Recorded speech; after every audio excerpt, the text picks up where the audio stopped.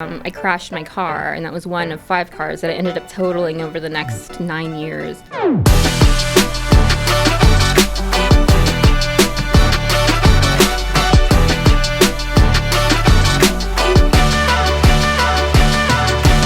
You, right there on the other side of the camera. You show me your friends, and I'll show you your future. Bad friends equals bad behavior. They will blow you off your purpose. But the famous Mark Twain said, you will never be wrong when you make a good decision. We have to choose our friends wisely, and then we will come back onto purpose. Episode 6 coming right at you like a fastball on the inside corner. Let's go, baby!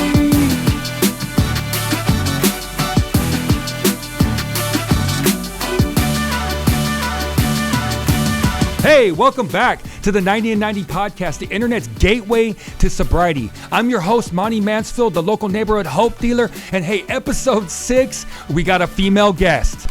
Well, Monte, did you say female? Yes, I said it. Female guest, the lovely Vanessa. We're so excited to hear her experience, her strength, and her hopes. So let's just get right to it. I'm going to ask her, hey, Vanessa, are you sober right now? Yeah. Well, guess what? We're going to find out how sober you really are. Hey, Big Hank, come on in, baby. Dun, dun, dun, dun, dun, dun, dun, dun, dun. What is that? Hey. Oh, hey. You're so sober, you don't even remember how to I do don't remember this. how to do this. All right.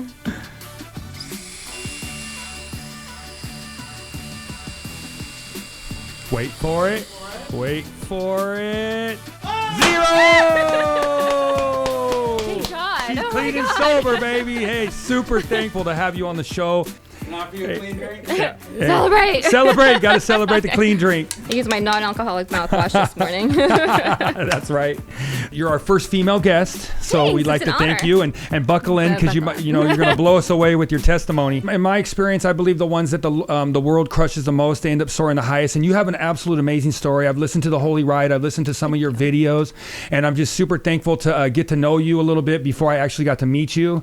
And I'm super thankful. But let's just start from the beginning. How was your life before using, before drinking, and all that? Yeah, that's a great question. I grew up really on, I was a 4.0 GPA honor roll type of kid. I was super overachiever, always teacher's pets. I was really just used to that type of, external validation that Yeah. I was getting from Yeah. authority figures, and just really, that was kind of what I was like, okay, this feels good. I'm going to keep doing that.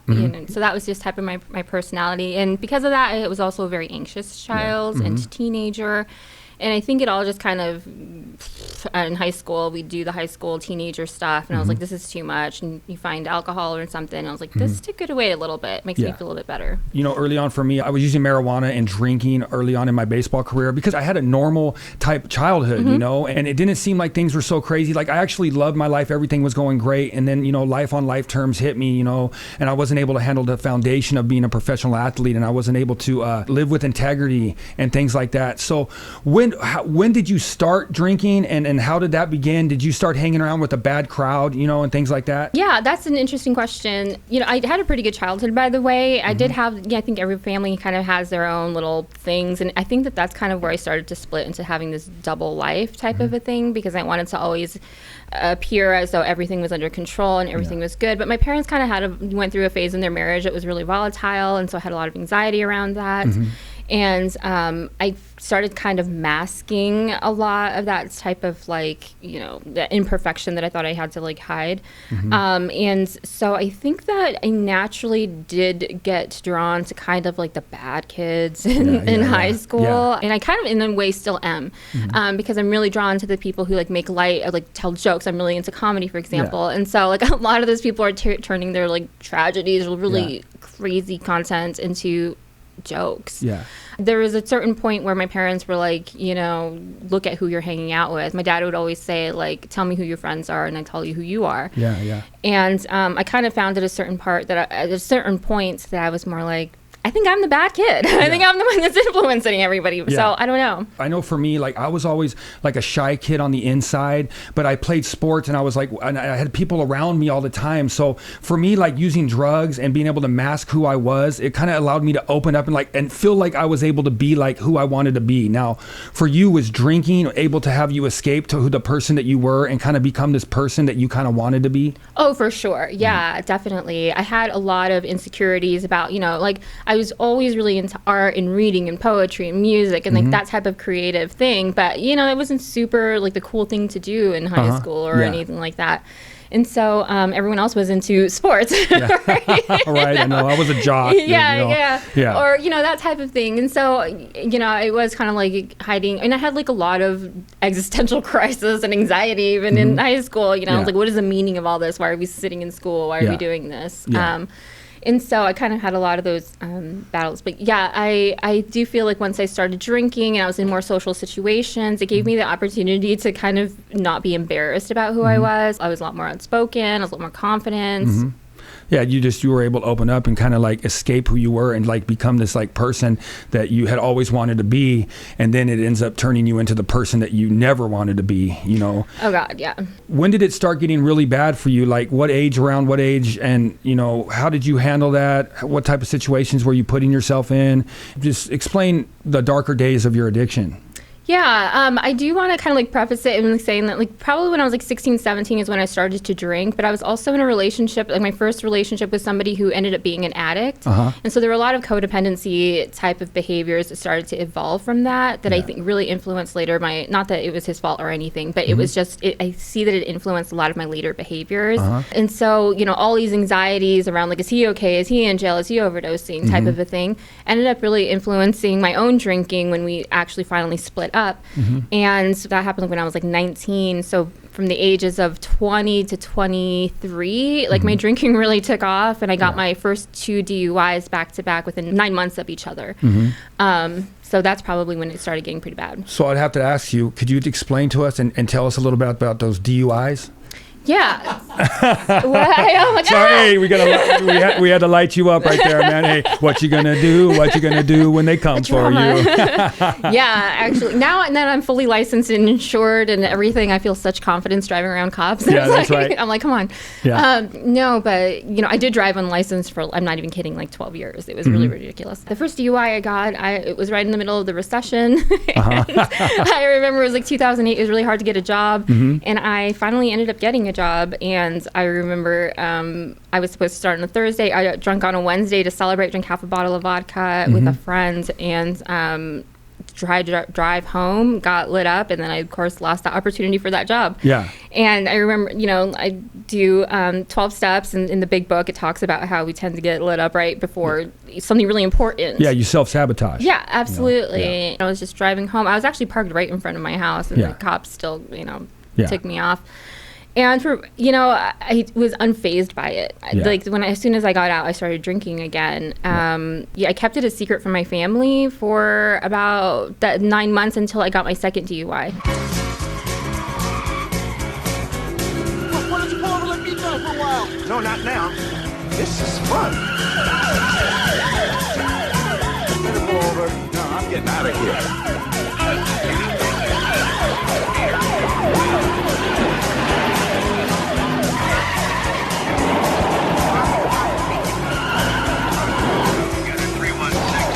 I crashed my car, and that was one of 5 cars that I ended up totaling over the next 9 years. Yeah, wow. It was in Norco, California, and I ran into somebody's fence, and I got taken to the hospital. In Norco, I'm surprised you didn't run into a horse. I literally was thinking, I sometimes wonder if I hallucinated this cow when I woke up from a blackout. But I do remember there were like police officers and an ambulance and fire truck. And then I woke up in the hospital, and they, you know, I wasn't immediately arrested. I wasn't handcuffed to the bed or anything. But later on, I got a notice in the mail that was like, come to court. Yeah. You know, my BAC was pretty high. And I want to say, you know, because alcoholism is a progressive disease, addiction, they say. And that first DUI that I got, it was 0.22, and then my second was a 0.24, and that was within 9 months of each other. And I remember going to court for my second one, and the judge was like, you know, whenever I see somebody come in with DUIs this back to back, it usually is an indicator of a problem. So I would, you know, encourage you to look into that. She said it very non-judgmentally. Yeah. But I was so resentful and angry at her for even saying that. How dare you? You don't know me. And the sickness is just absolutely unbelievable, because you had the 2 DUIs. You would think that somebody would be able to like clean it up after that, but you ended up having a 3rd DUI, which I heard the story on your Holy Riot channel, and it's pretty amazing, you know, and I feel like that might have been a point to was one of your rock bottoms.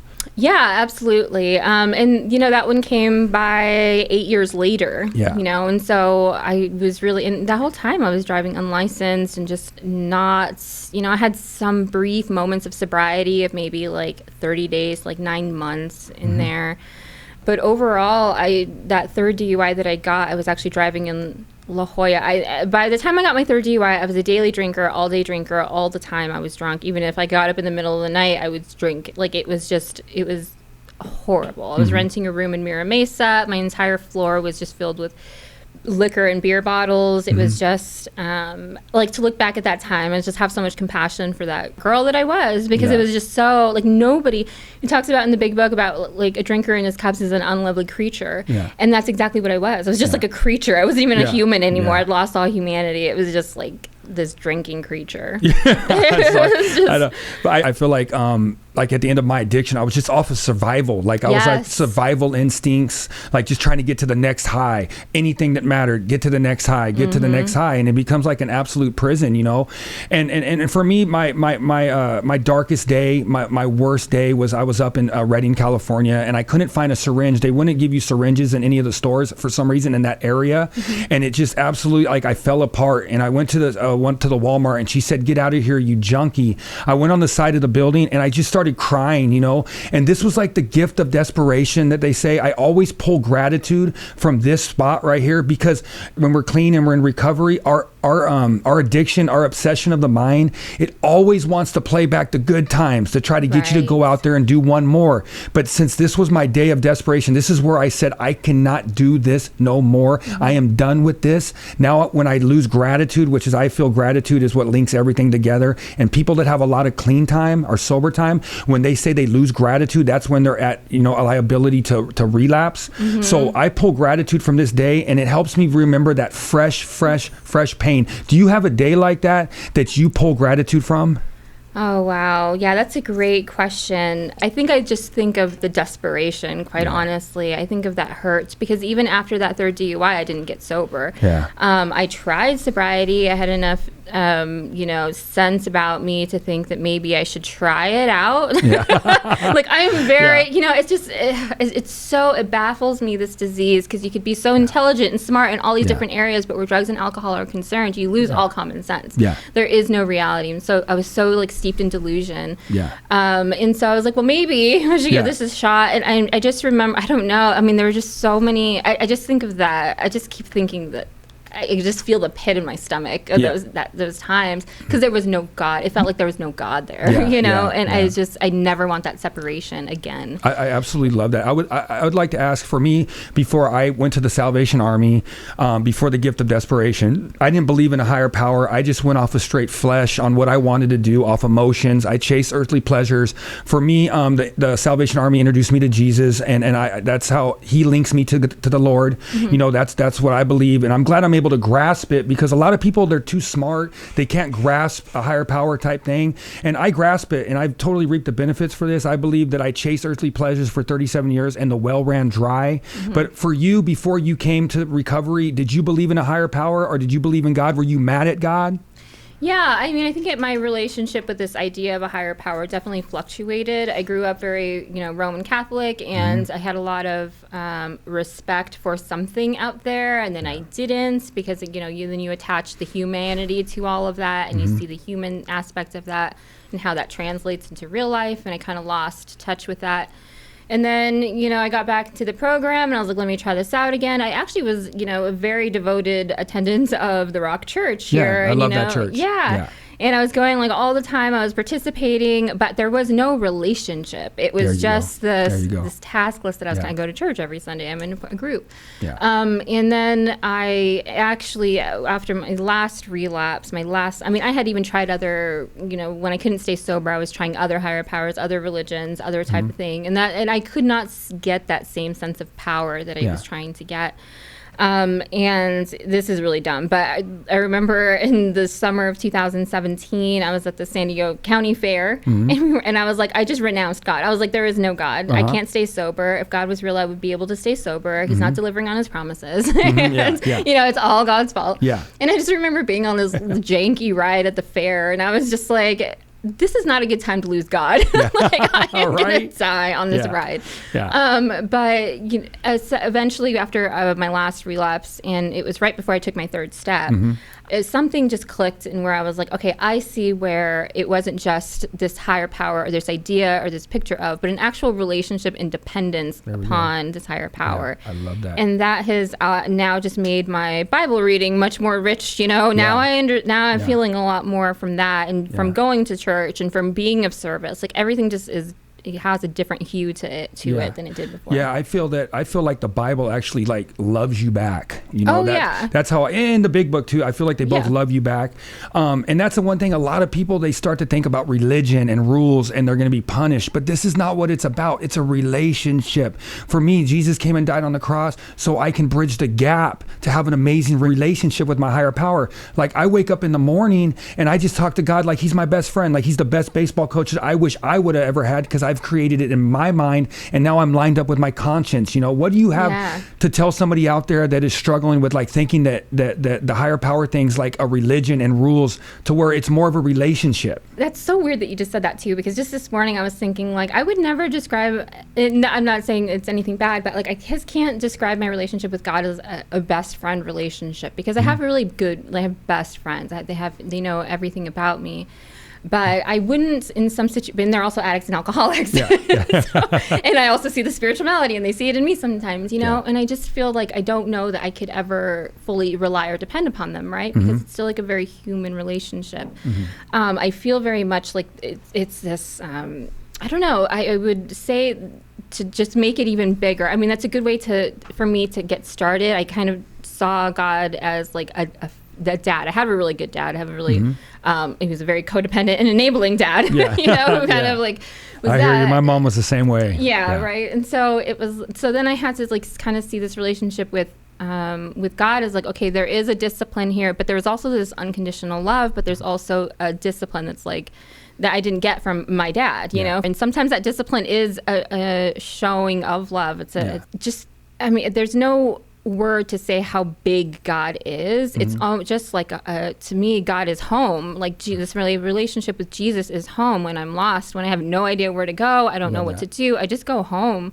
And it's literally, if I'm like curled up in the fetal position in bed, or if I'm walking in public and I'm getting an anxiety attack standing in line at the grocery store, I'm just like, okay, God is home and I'm at home. Like, you know, and that's just all I can really depend and rely on, because that's my home base. I like to share at the Salvation Army. I became a soldier for the Salvation Army a couple weeks ago, and it's just a big honor for me to be able to do that. But I tell the guys, if you're out there and you're struggling and you're in a room all alone and you have like nobody on the earth there for you, if you let God in that room, you can have a new life, and he will help you because he loves you and he cares for you.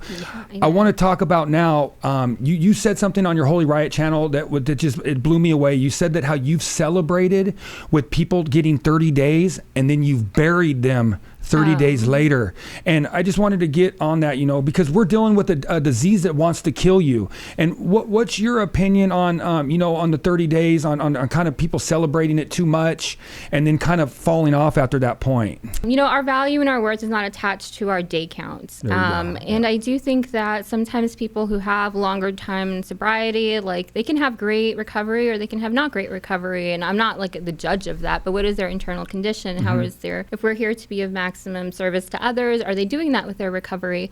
I know that even I'm 4.5 years sober, and even at that time, I've had some times where I wasn't causing as much damage probably as I was in my alcoholism, and I had to go back and make amends for that.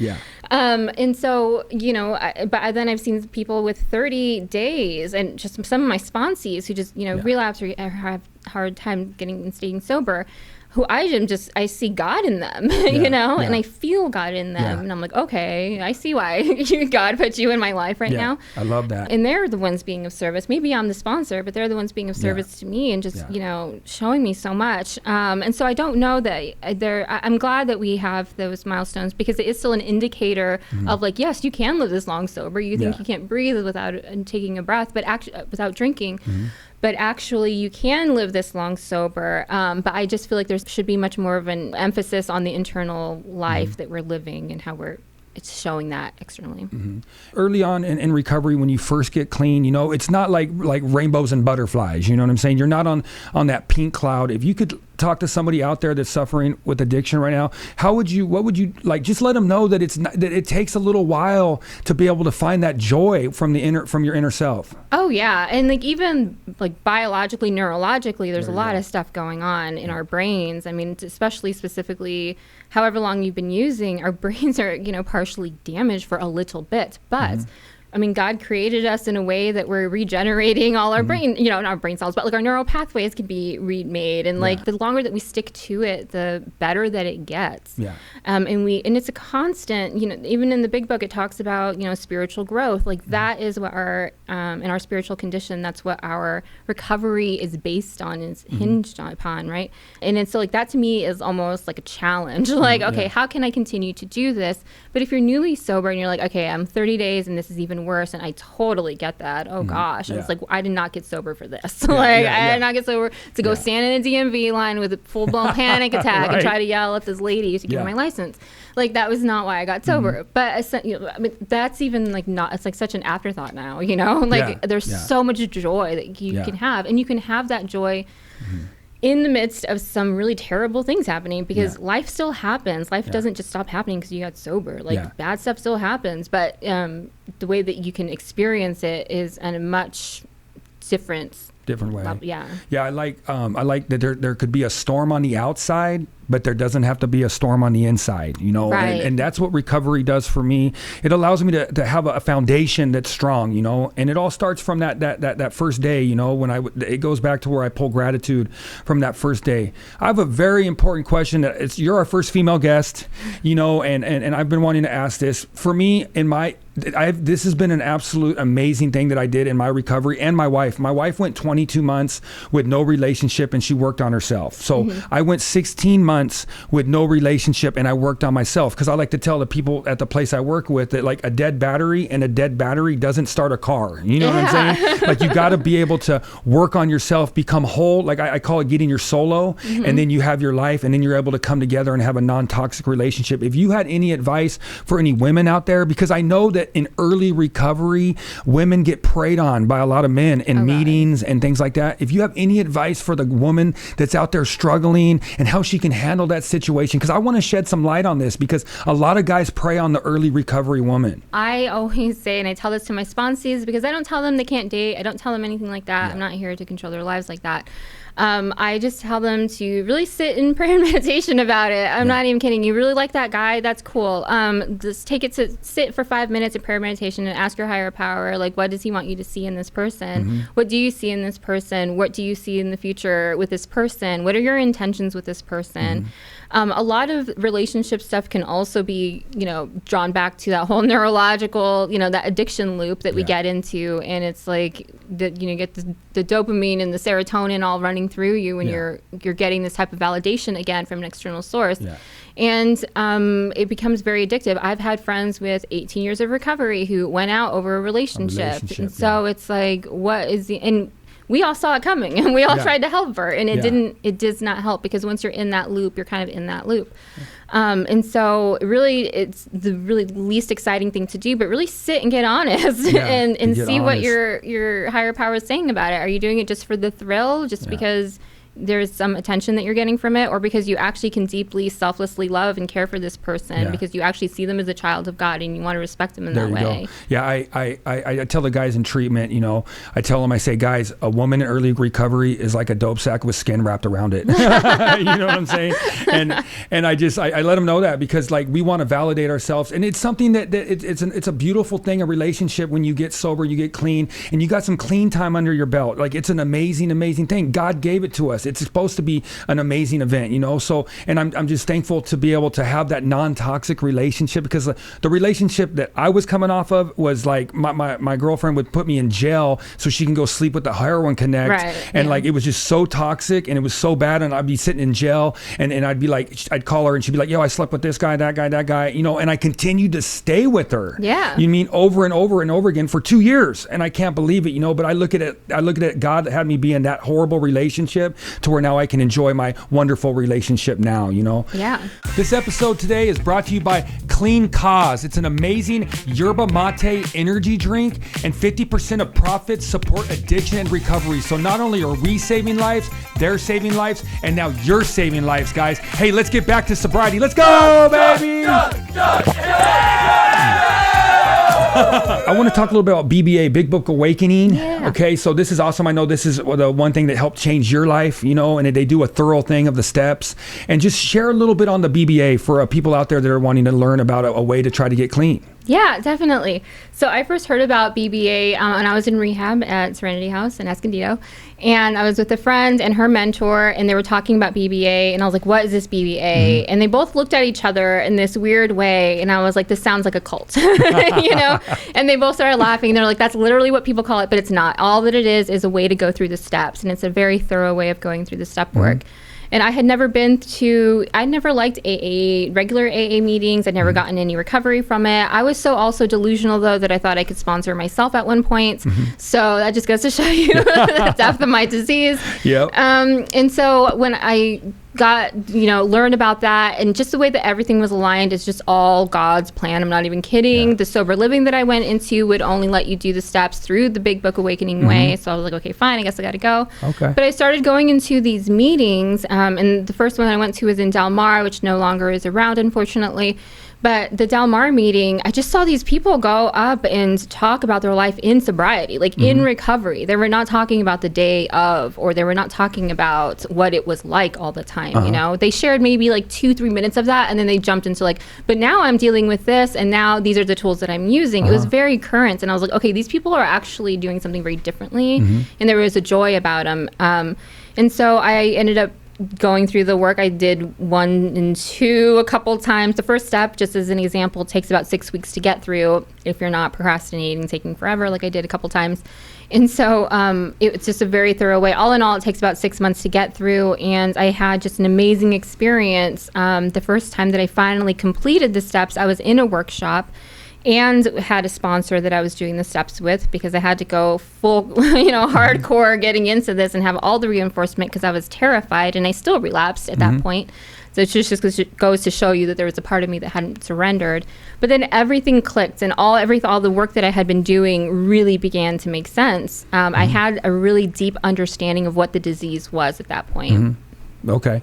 Yeah, I like that. Now, I want to touch on so the people that you hang out with, right? You know, good company equals good behavior, bad company equals bad behavior. You can never do something wrong by making the right decision, you know? And I just want to talk about, you know, the people that you hang out with, the groups that you hang out with. You know, for me, I hang out with the winners, you know, and I have my sponsees and I have things like that, but I'm trying to bring them up to that level, because I believe that if I hang around with bad people, like if I go back to the place where I was getting high or be around those same people, you're not going to walk out of a trap house sober. You know what I'm saying? So I'm not willing to go back there, but I am willing to like meet somebody at a meeting, meet somebody in a treatment center. So what advice would you give on like the type of company and the type of friends that you have? Definitely in early sobriety, early recovery, if you have any temptation and there's anything like that, you have to surround yourself with the people who are going to support and encourage your recovery. All that I did for the first year of my sobriety was be in sober living homes, go to meetings, go to fellowship. Like that was all my circle. It was all that it was. And it was great, and it gave me an amazing foundation. I also am a strong believer in that, like, I can't really say who's good or bad. I don't know. I'm not the ultimate authority on what a bad person is, but I know what is aligned with who God wants me to be around and who God doesn't want me to be around. I love going to comedy shows. I'm in bars, in clubs all of the time. I would never tell a sponsee who is, struggling with temptation to go to a comedy show in a bar.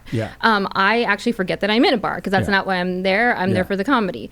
One of my sponsees, I had a sponsee who was desperate for a sponsor, and she was calling everybody for a sponsor. This was before she and I got connected. And, people in the recovery community were like, don't sponsor her, don't work with her, don't. And I was really like, I don't know. I was going to talk to God about this one, and because I wanted to make sure it wasn't an ego thing on my part. Like, I'm going to fix the most damaged one. And so I kind of blew her off for a little bit, and, I could see her acting out and I could see her behavior, and she was the bad one, God was like, just work with her. And I did. And now she's, 2 years sober, and she's helping other women, awesome. and she's completely just a different person. And she'll still call me and just be like, I remember how crazy I was. I'm like, yeah. But that's not anything that I did. It's just God will align you with the people. I don't go out and seek people who are, shooting up and, doing that kind of stuff either. But sometimes I do know that there are, certain populations and groups and people who get overlooked and dismissed because of whatever it is. And I just don't have the real sights to see who's good or bad. But I do feel like I would not be able to stay strong in, my faith in God and in who I am and stay in integrity if I didn't have my core group of good solid friends. Yeah, I like that. Today's episode is brought to you live by Craig Shoemaker. Hey, thank goodness for this book, The Love Master, baby. You can look on Amazon to find this. And if you don't like to read, we always got the comedy special right here. You can listen to his DVD, and he can bring laughter because laughter heals. Now, if you don't like to listen to DVDs, we always got the Saquon Casino event. 2 lucky subscribers that like, subscribe, and share our podcast will be up in the running for this amazing event, man. Now, guess what? Let's get back to recovery. So I wanted to ask you, for me, early recovery, it's kind of hard. A lot of things are hard to grasp, but now I fell in love with the process. So I don't always look for the results. I always look at the process. Is this something that you do in your life? Yeah, I love that. And I do usually tell my sponsees to, because we're so used to the instant gratification of if I do this, I'll get that. If I do this, I'll get that. But there's so much growth, spiritual growth and personal development that comes about in the quiet, in the pause, the actual just step by step, the day by day. And so, going through the process of even going through the first step that takes 6 weeks to go through the BBA.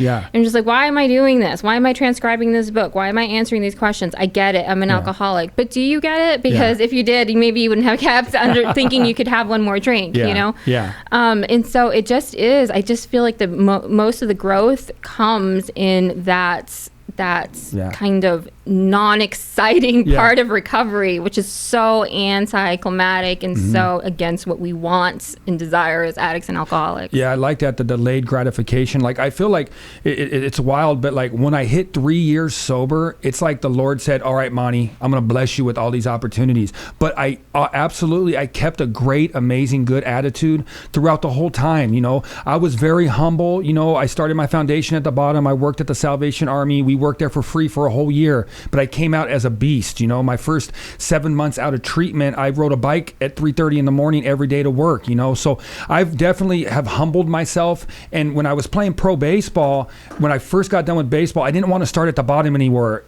My ego was definitely my amigo, So what are some types of tools that you have that you kind of keep your ego away from your life? Oh, wow. That is a great question. And I love that you just said that too, because I sometimes, especially now, now I have, my own place, a car that I'm paying for that I like, that runs, it's reliable. Yeah. I have all these external type of nice things, excuse me, that I wanted in my recovery that I would have dreamt of. And I can still find myself being really ungrateful or dissatisfied. And then I look back at those days of my first, 90 days of my recovery when I was riding the bus from Rancho Bernardo to San Marcos just to get to work, And And those were and I was still on the pink cloud because those are just Pink cloud, baby. Yeah, because I was just so grateful to be sober and alive, you know. Yeah. And now I look back at those days, and I'm just like, okay, come on, Vanessa, get it together. She was so happy just to be riding the bus. Like I can be happy about my air conditioned car that actually gets me from point A to point B. Yeah.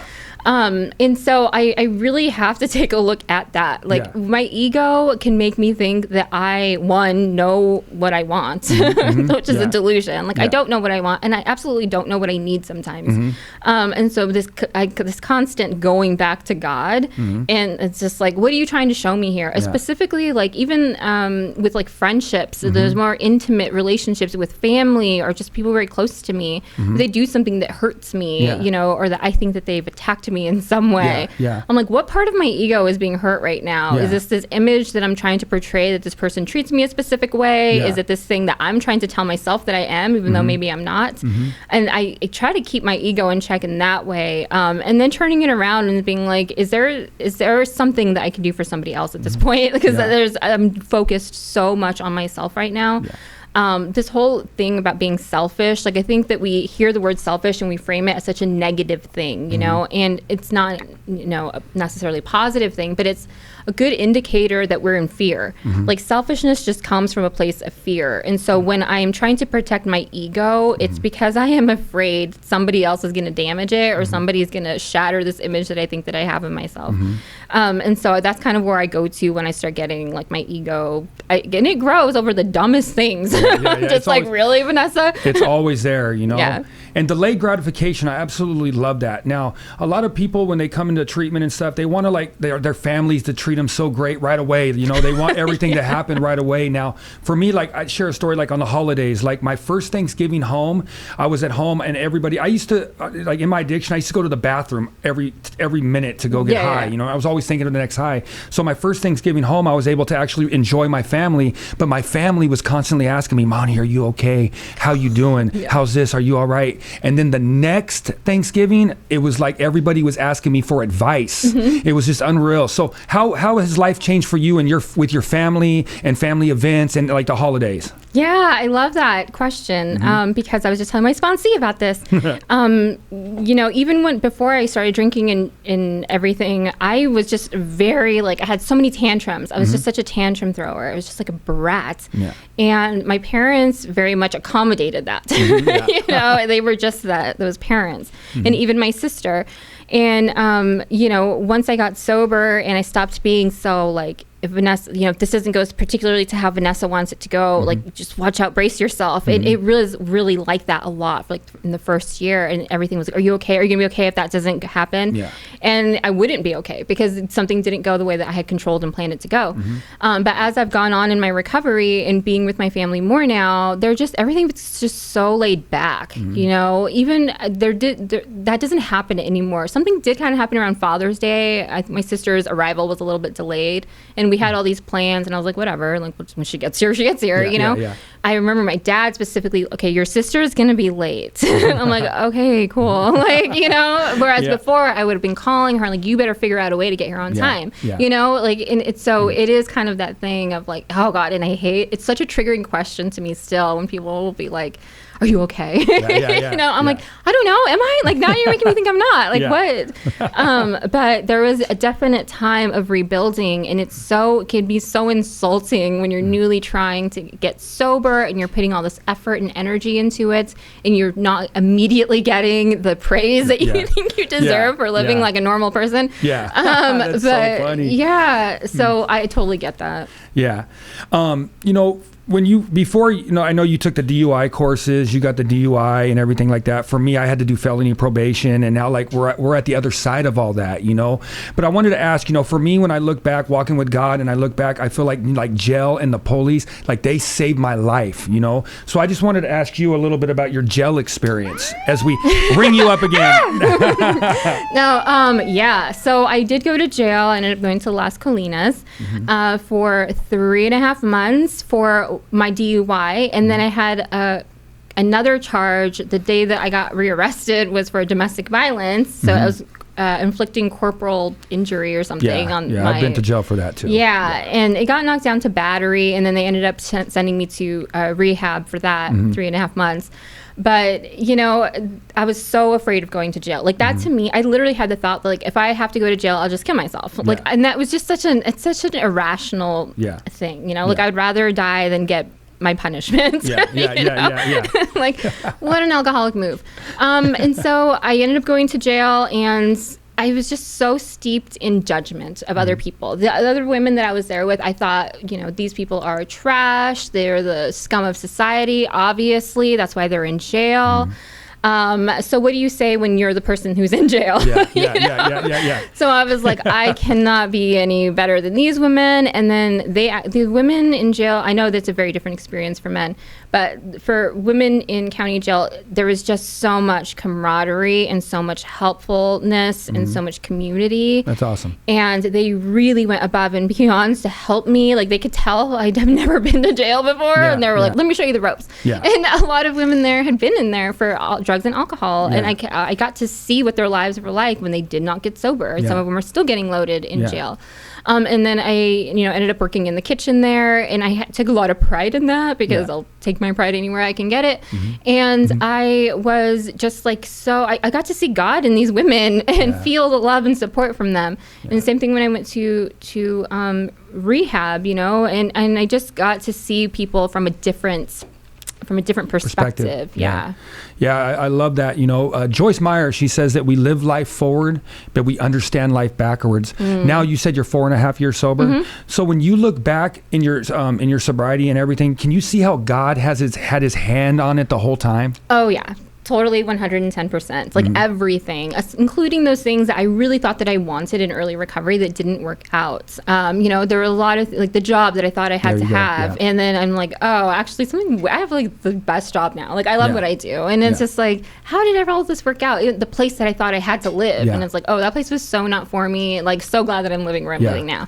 But I also, knowing that, have to know that, like, whatever, I can't cling on to anything. I cannot become attached to anything. Everything that I have, all of the beautiful blessings that I have are borrowed, you know? I love and that. And so I have to always also live in that reality of just like, all of this could also be gone, but I just know that something cooler is going to come along, and I trust and I believe in God 110% that that'll be the case. Is it going to suck because I hate having to adjust all the time? Yeah, sure. But I do know that there's something better on the other side. Yeah, I love that. For me, walking with God, the one thing that to me only God can give you is, one, he can give you grace. So when I was a junkie on the jail cell floor with needle track marks, missing front tooth, looking like a cartoon character, he gave me the grace to be able to start to feel forgiven and to start to be able to, like, change my life around to where I could become a man of integrity. And then once this transformation happened for me, I was able to use the most powerful tool in the world, and that's called faith. So to me, with the higher power and God, these are two things that he can give you that you can't get anywhere else, you know? And faith has given me the opportunity to, like, I'll feel the fear and I'll do it anyways. So I continue to stay on God's path. Do you feel these two weapons are very powerful? I just want to go back to what you just said about you can feel the fear and then go and do it anyway, right? Like, I was such a strongly proponent of, like, fear or faith can't exist in the same place. And I was like, absolutely, they have to, you know? But I love saying that, and I love that I believed that at the time, you know? But now I'm like, no, I absolutely am afraid of doing a lot of new things, but I have to have that faith that God is still there. You know, God is still here. I was nervous about coming here. God is still here. I'll tell you what, man, during the week, you know, I start to get a little bit nervous about if I'm going to have the right questions asked. And all of a sudden, God always shows up, you know? And for me, I do the devotions every Saturday morning over at the Salvation Army. And I get nervous, don't know what I'm going to say, but this is my path. God pulled me out of addiction so I can share the good news on how I did that. That's why I live. That's my purpose. This fulfills me from the inside out. I don't have to get paid to do it. And this is being at service. And these are the types of things that, like, they keep my ego away, you know? And for me, in the Bible, there's a story of the prodigal son. You know, he walks away from God, and he blows all his money, squanders it on earthly pleasures until he reaches the pig slop. He comes back to his father on the ranch, and the father's super excited. And to me, when I walked away from God and I came back to him, I feel like the Lord has thrown a party because he knows that I'm going to be with him forever. So by me walking away so far from God, I have a hard time getting caught cocky and arrogant because I know how bad it got. Yeah. And I feel it's an absolute blessing now to be able to like just be clean, be sober, and have a program of recovery. And just if you can explain on when you take the substance out of your body, that's not all that's not going to fix it. That you have to run a program of recovery. For me, it's the job, it's the spreading the good news, it's the 12th step, it's the 11th step, finding the higher power. And for me, it's going back to meetings no matter how much time you have, so you can see that fresh pain on another person. Hey, Monte, sorry to interrupt. This is just a random, speaking of blowing it. Shoot, man. Oh my goodness. Hey, let's go, baby. That's right. Being nervous? I'm a little bit nervous right here, guys. I'll tell you what. Here we go. Money, money, money, money. Here we go, baby. Money, Here we go. money, Da, money, na, na, money. na, na, na, na. Let's go, baby. Hey, I'll tell you what, everybody's sober right here, and it's always a good day to get sober, baby. Yeah. Amen. But hey, what I would like to finish up, with is that for somebody out there struggling right now on the other side of the camera, watching this show right now, what is some advice that you can give them to help them want to go and try to get help? Because I know there's a lot of shame and there's a lot of guilt, and we start to listen to the lie. The devil wants to throw the lies at us. We have the strongholds, the lies that we've told ourselves for so long that we now believe. You know what I'm saying? What's something that you can tell a fresh addict out there, man or female, on how to handle that and turn their life over to the light? I just would definitely encourage them to know and to believe and to know that you don't have to have it all figured out on day one. You really just need to take that first step and believe that it can work out. Everything else will unfold. I don't think anybody's recovery started with them knowing exactly how their life was going to be 4.5 years later. No, 100%. So it's like the cliche of take it one day at a time, blah, blah, blah. Just do that 1 hour at a time if you have to. Just know that the result is if you keep going at it, you can stay sober and you can have a life that is really, truly joyful and worth living. Thank you so much. I just want to thank you, for you. taking the time and coming out here on the show. And just you have an amazing, amazing testimony. And just continue to be out there and continue to help save lives. If you'd like to get your Instagram, if you'd like to throw that out there, or your YouTube channel or whatever to throw it out to the fans. Yeah. So my Instagram is Vanessa on Earth, and that's it. Cool. Thank you so much for coming on the show. And this will be coming out on Monday, and you'll be able to see your testimony. And we're just thankful to have you. Thank you so much. Yeah. Hey, today's episode, it absolutely blew me away.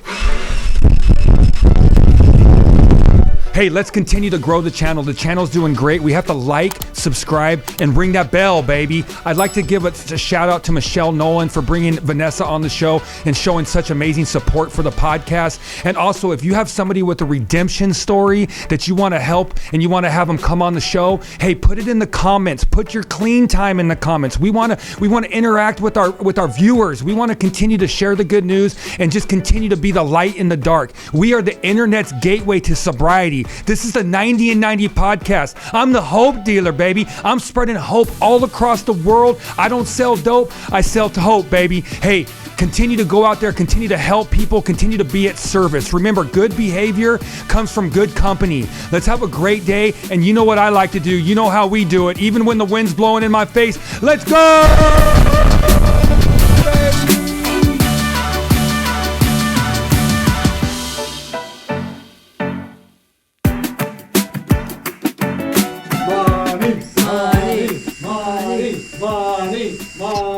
Money. Oh, we got the flow. Hey, we got the flow, guys. I blew too hard. Hey, Reset. Hey, reset. I'm trying. Hey, here we go. We got to reset, guys. Hey, I'm trying to play games with you, if you know what I mean. Stay sober. Stay sober. Stay sober, man.